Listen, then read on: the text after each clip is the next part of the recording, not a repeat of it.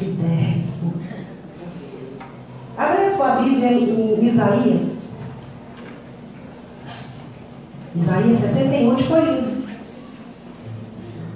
Glória a Deus. Você quer falar de ética, pregar onde deu a palavra oficial, mas como eu não sou teólogo, eu não preciso ter essa ética. Fica à vontade.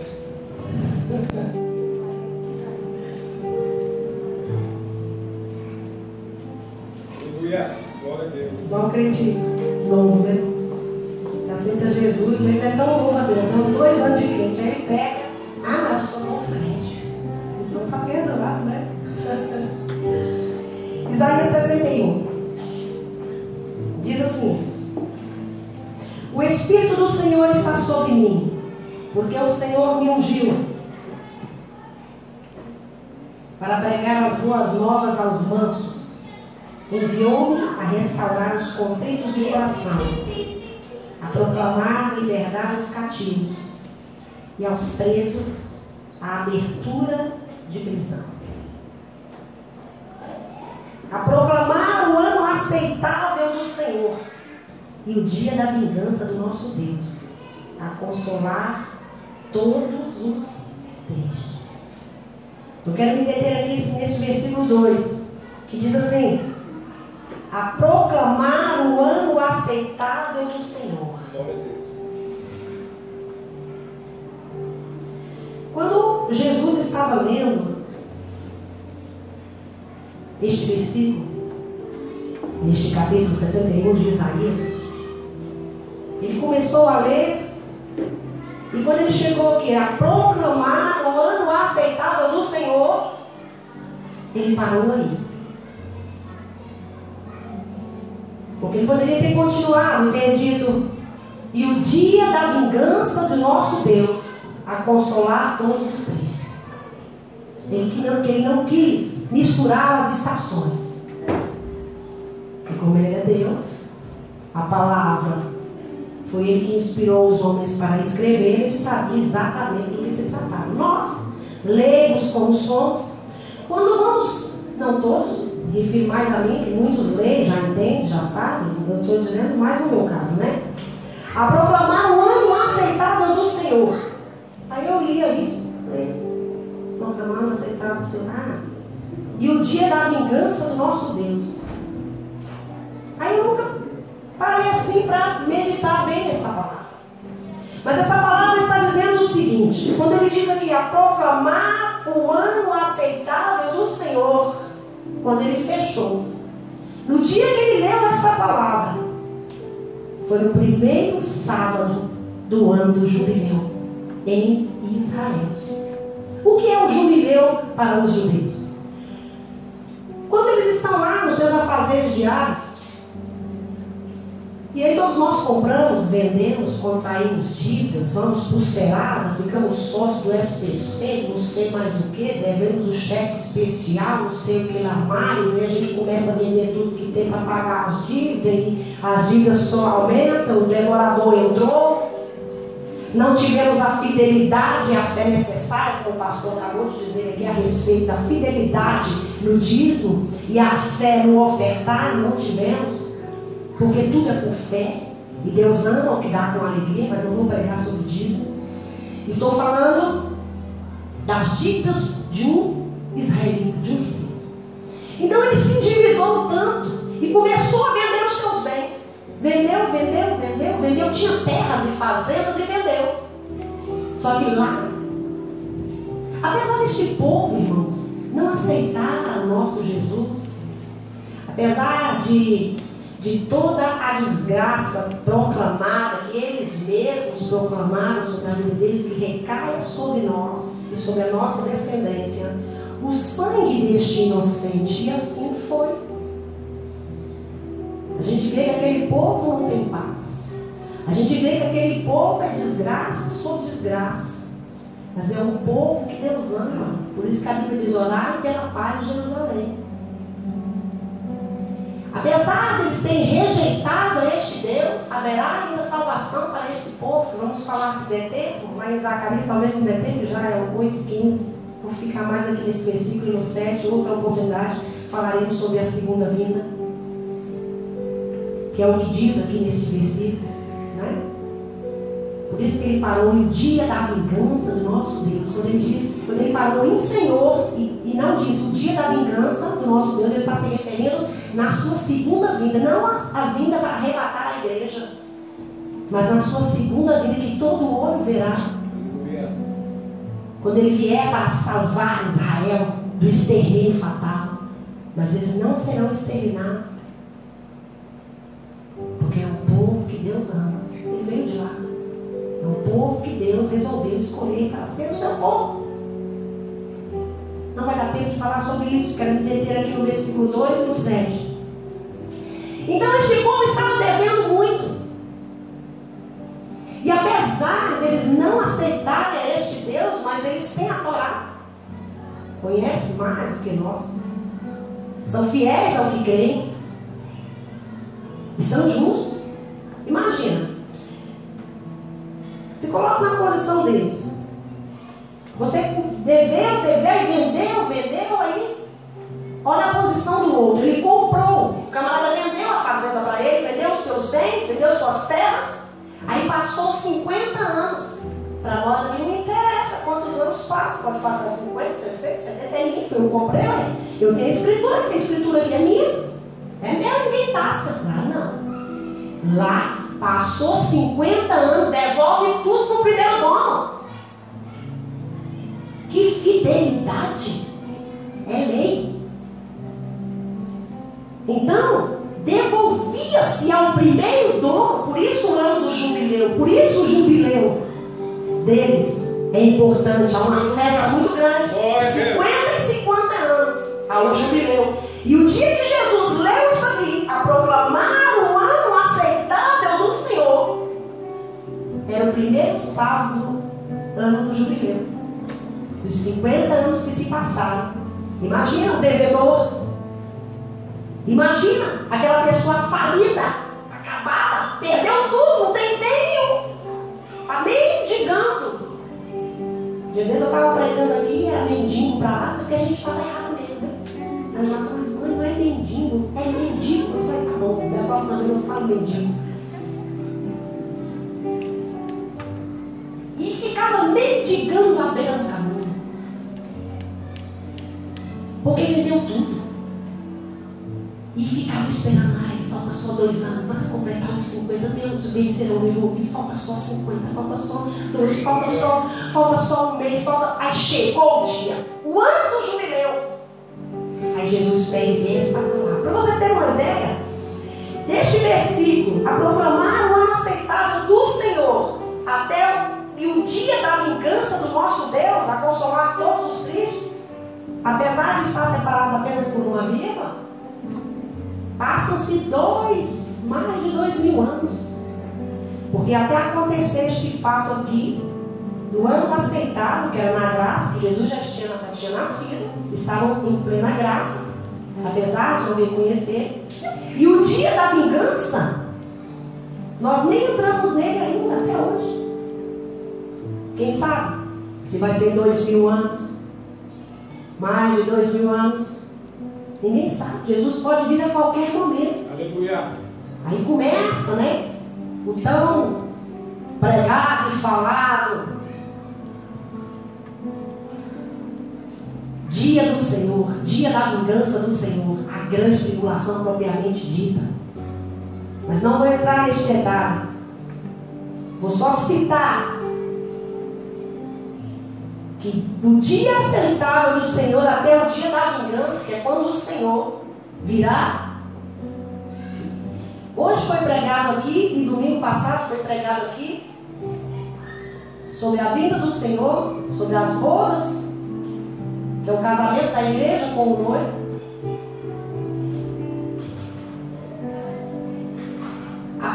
A partir deste momento, quando acontece este casamento e este povo que somos nós, nos encontrarmos com o nosso noivo, inicia-se imediatamente aqui na terra a grande tribulação.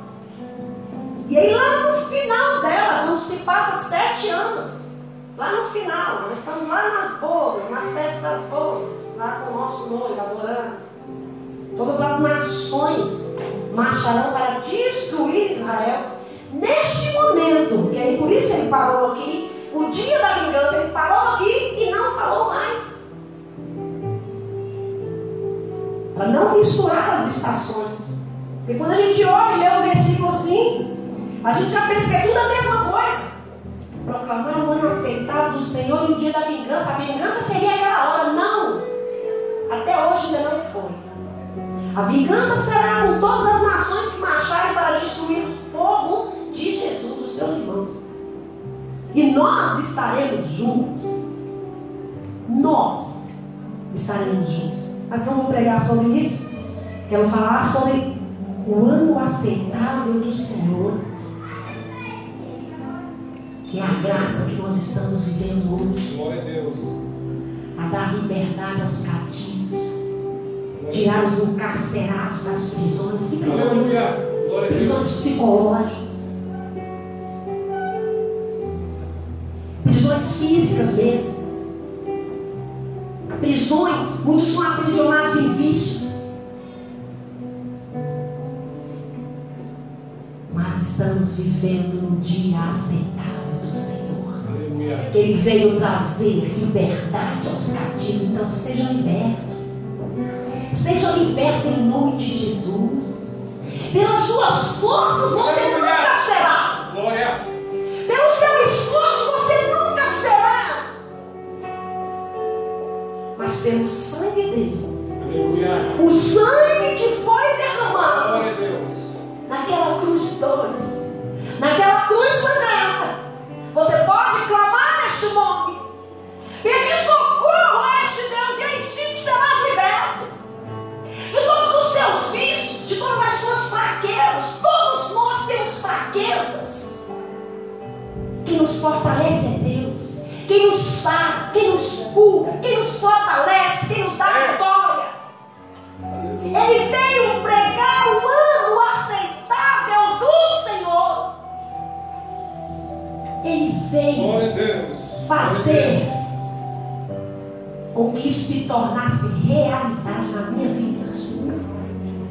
Aí quando você vê o seu marido ou o seu filho ou um parente imerso em pecados, em idolatrias, em porfias, em contendas, em homossexualidade, em todo tipo de pecado, você olha e diz, mas não há jeito. Assim,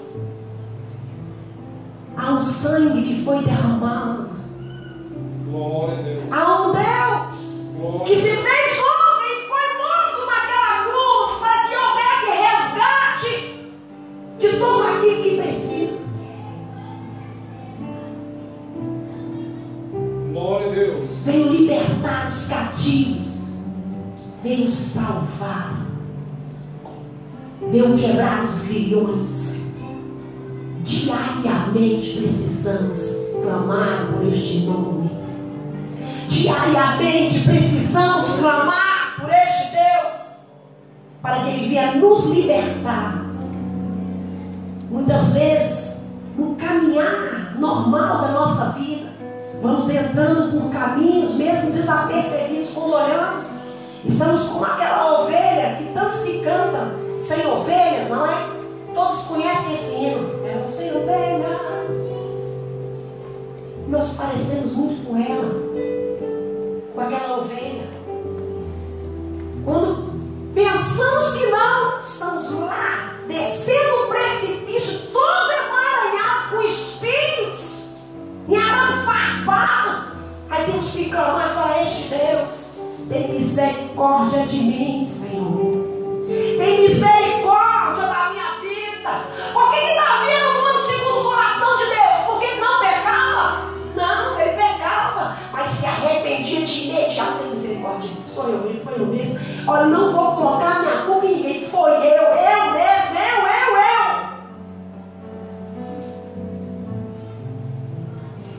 Mandei um homem lá para frente da batalha, Urias, o nome dele. Mandei ele lá para frente da batalha, para que fosse morto mesmo, para que eu pegasse a mulher dele. Betseba. Uns chamam de Betseba, outros chamam de Batseba. O nome não interessa muito. O importante é o fato. Cometeu hora, quando o profeta veio e falou com ele, foi eu que fiz isso. Foi eu. Não vou colocar a culpa em ninguém, foi eu. Tem misericórdia de mim, Senhor, porque sou pecador. Por isso eu não amo segundo o coração de Deus. Nós temos tanta dificuldade em assumir os nossos erros. Não é só você, não, eu também, todo mundo. É mais fácil falar, não foi eu não, foi fulano. Alguém tirou essa guerra, não foi eu não. Eu fiz, mas foi Ciclano que mandou. Vamos ser um homem e uma mulher segundo o coração de Deus. Vamos assumir as nossas falhas, os nossos erros, não colocar na conta de ninguém. É muito fácil colocar na conta do irmão. É muito fácil colocar na conta da irmã, do chefe. É muito fácil colocar na conta do inimigo. É muito fácil colocar na conta do pastor. É muito fácil. Você está aqui cantando, você erra a nota, não sabe, bota na conta do tocador, do ministro de louvor. É fácil, assusta o erro. Foi eu mesmo que errei. Não canto nada bem. Vamos cantar de novo. Assuma o seu erro. Assuma a sua falha. Porque ele veio para pregar o ano aceitável do Glória a Senhor. Jesus. Vivemos na graça, basta que tu clames. Clama. Bendito é Clama a mim, responder-te-ei. Bendito és, Senhor. Clama. Pode clamar, que os meus ouvidos estão bem abertos para ouvir o seu clamor e atender o seu pedido. Só que eu não vou te dar necessariamente o que você quer. Eu vou te dar o que você precisa, porque eu sei o que você precisa. Você não sabe, eu sei. Muitas vezes nós queremos algo com tanta veemência e queremos e ficamos igual criança. Aí Deus vai não dar aquilo, dar outra coisa, porque aquilo que você queria era o que Deus quis para você. Necessariamente, o que nós queremos muitas vezes não é aquilo que precisamos. Deus dá aquilo que nós precisamos. Se nós estamos precisando disso agora, Ele vai dar o que nós precisamos, não o que queremos. Muitas vezes nós não entendemos. Nós não entendemos isso e começamos a blasfemar. Fecha os teus lábios, porque o que eu faço hoje tu não sabes. Estou eu te levando, livrando de um grande abismo, tu não sabes. Tu vês só agora, eu vejo lá na frente. Os teus olhos só conseguem ver no máximo 1000 metros.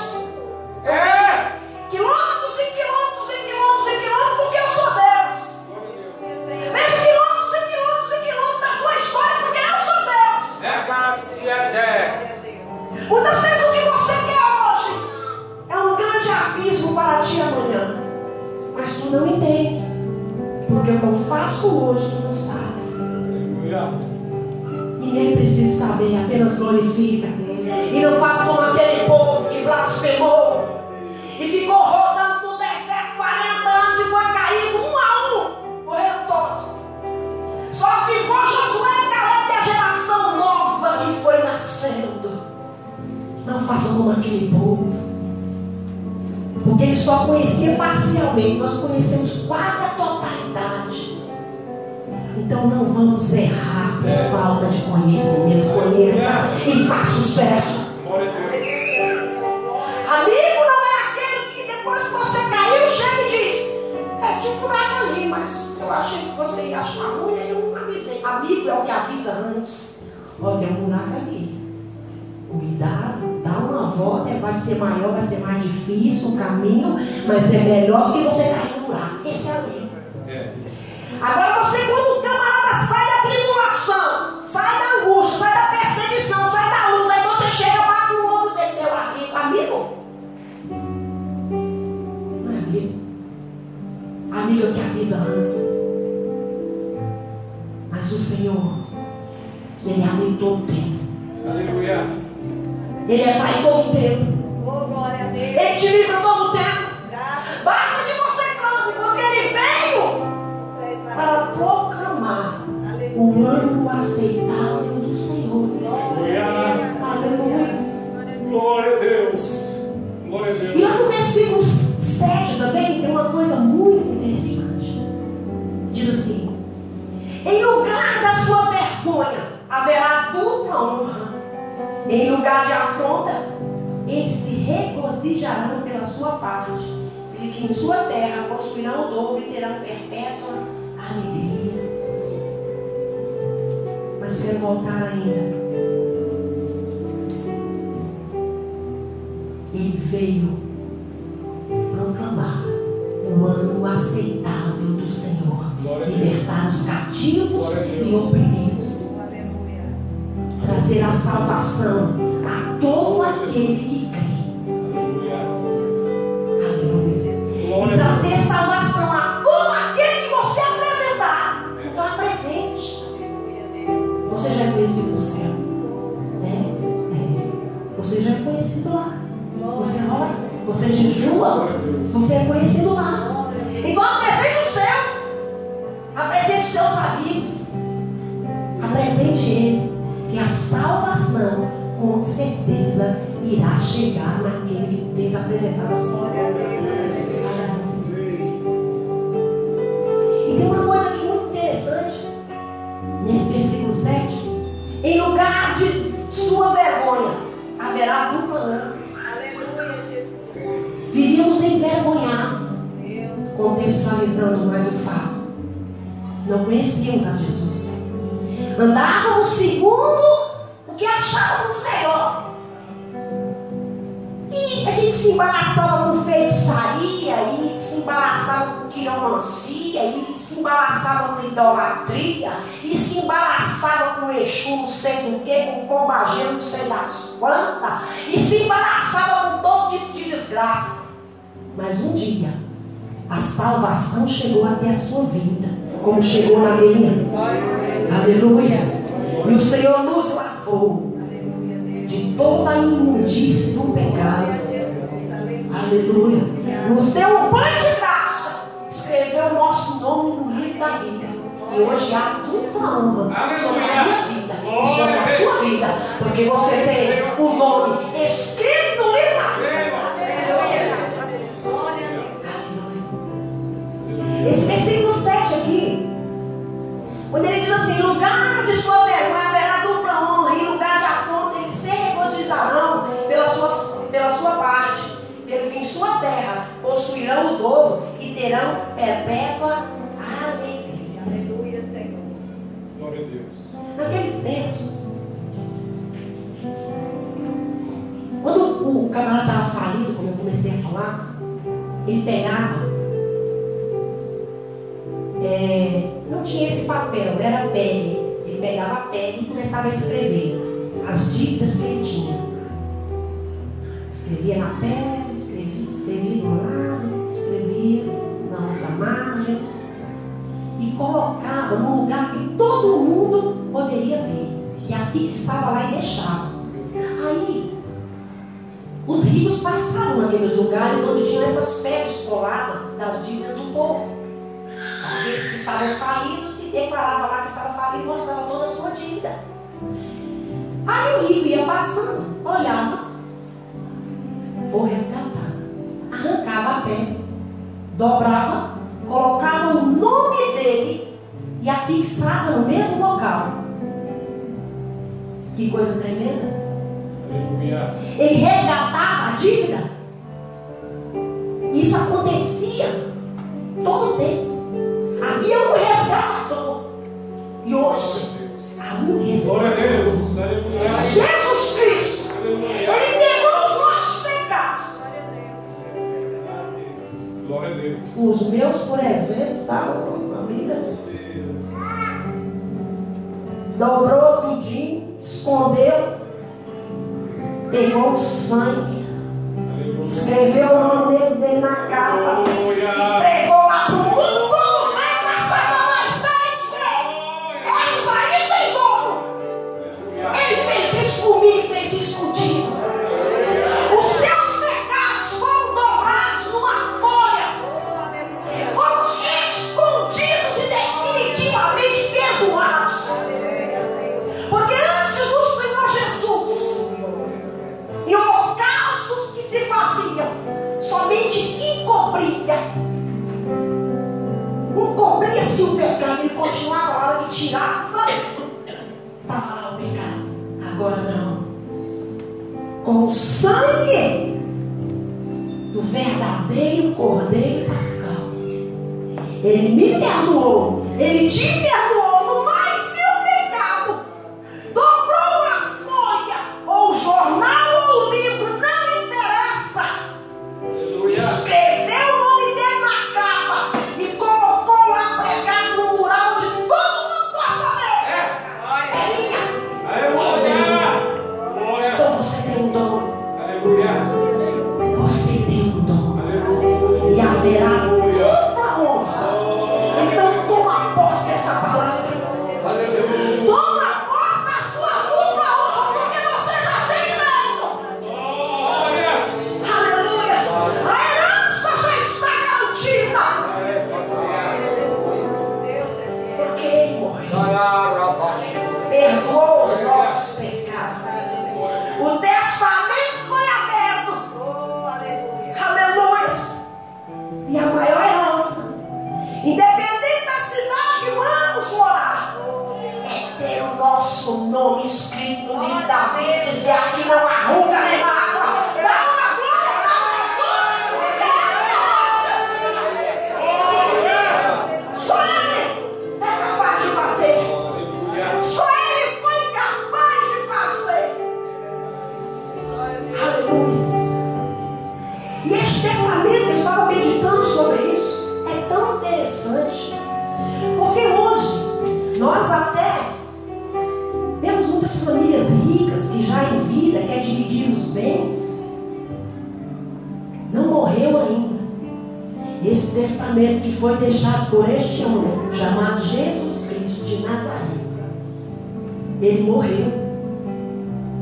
Ele mesmo é o juiz testamenteiro.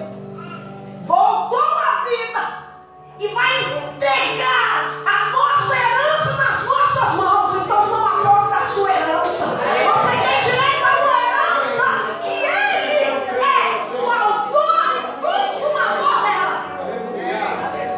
Que o Senhor possa te abençoar. Toma posse da sua dupla honra. Toma posse da sua vitória. Toma posse daquilo que Ele conquistou na cruz. Aleluia. Se Ele é rei, você é príncipe. Você é princesa. Sacerdócio real. Povo santo. Nação escolhida. Bichinho de Jacó. Toma posse da sua herança e de tudo que Ele conquistou para ti. Toma posse do que é teu. Receba a sua dupla honra e toma posse dela em nome de Jesus. Aleluia.